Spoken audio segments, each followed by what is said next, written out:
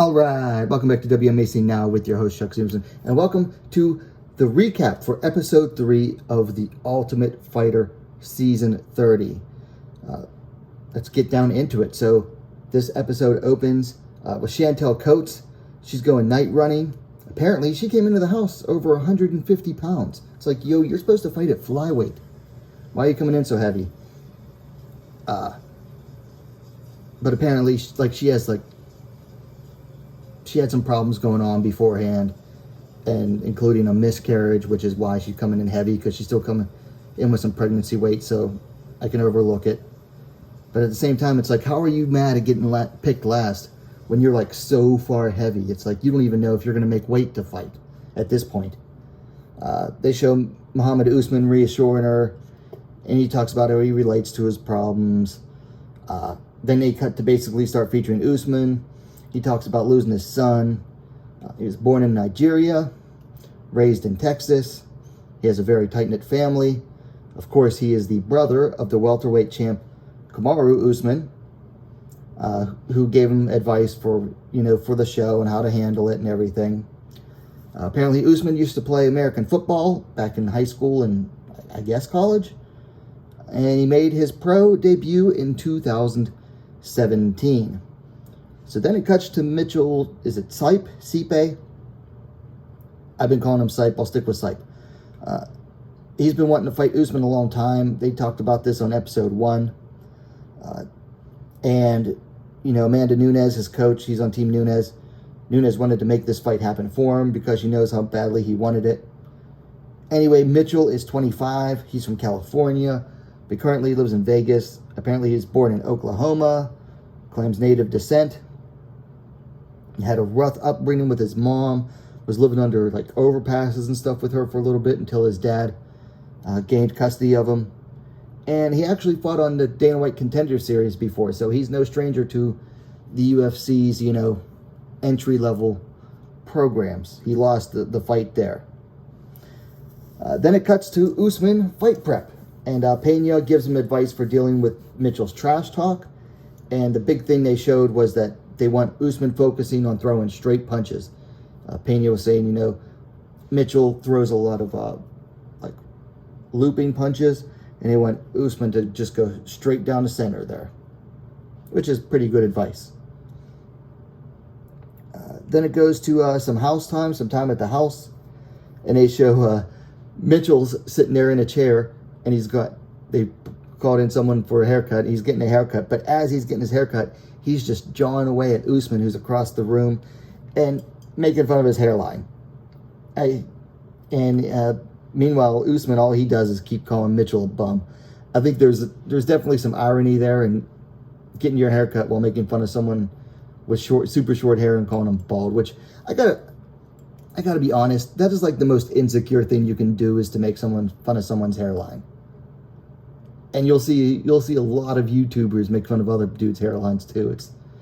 And they're bald themselves. Like, to me, that is the funniest thing.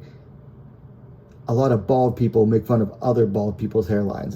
It's hilarious. But I just enjoyed the irony personally.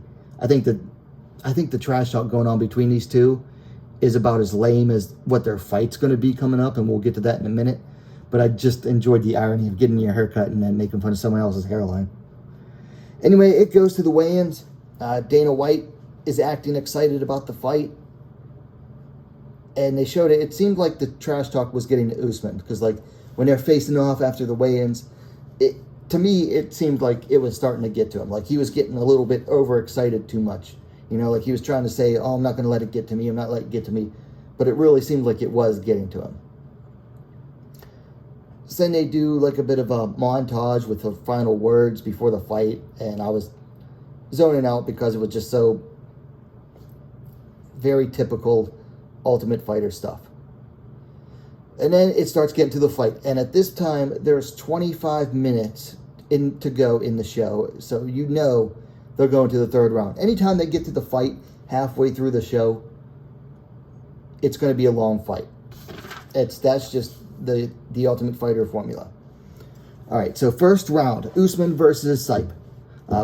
Both start throwing heavy early, but they're missing. Like they're throwing heavy, but they're missing by a mile.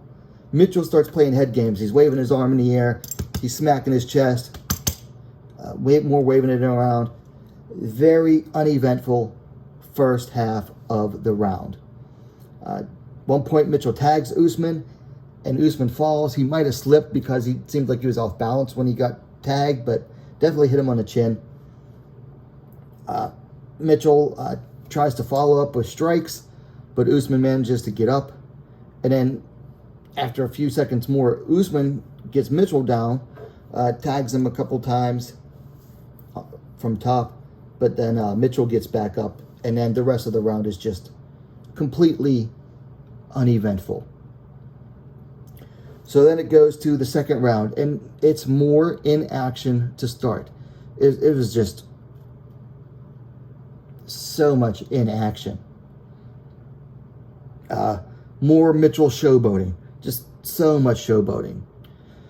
And then when Usman actually bothers to throw, he starts landing. When he actually bothers to throw, he starts landing. I'm going to repeat that again. When he actually bothers to throw. If Mitchell had bothered to throw, the round probably would have been even. So then it goes on to the third round, and I got to be honest, I know I'm going to be disappointing some people, and I might make some people mad with this. I skipped the third round. There was no way I was going to be able to sit through 5 more minutes of this. Anyway, Mohammed Usman wins the decision. He moves on. Mitchell Sipe is eliminated. Listen, if you need any more reminder that heavyweight MMA is the worst division in the sport, watch this fight. This is coming from a channel that has to defend the women's divisions because this is a channel that focuses on them. To all the fans of the ladies, don't take any guff from anyone that says the women are trash when the heavyweight division for the men exists. That's really all I have to say.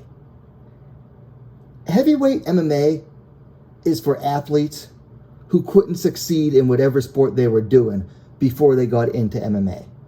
If they were a wrestler, they couldn't succeed as a wrestler. If they were a football player, they couldn't succeed at football, baseball, soccer, whatever they were doing. If they could have succeeded at that, they'd have done it.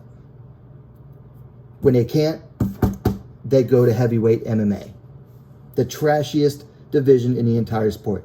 If it didn't deliver the occasional knockout, no one would give a crap about it. This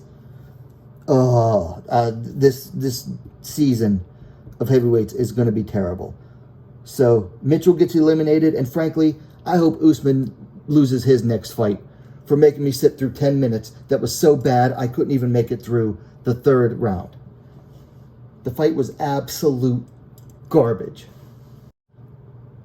So anyway, next week, it's back to the flyweights. It was Amanda Nunes's pick, and she picks her team's Brogan Walker to take on Team Pena's Chantel Coates, and they show premiere. Looks like Brogan deals with a knee injury, while Chantel has to deal with a massive weight cut. So who knows how that's going to go down. They're already, hyping up the drama to make it look like everything's going to be intense. So we'll have to see. Anyway, those are my thoughts on this absolutely god-awful episode 3 of TUF 30. Let me know your thoughts in the comments down below. If you liked the video, please give it a like. And while you're at it, go ahead and subscribe to Wmma Now, the best, most complete women's mixed martial arts dedicated platform on YouTube. Thanks for watching. We'll see you next time.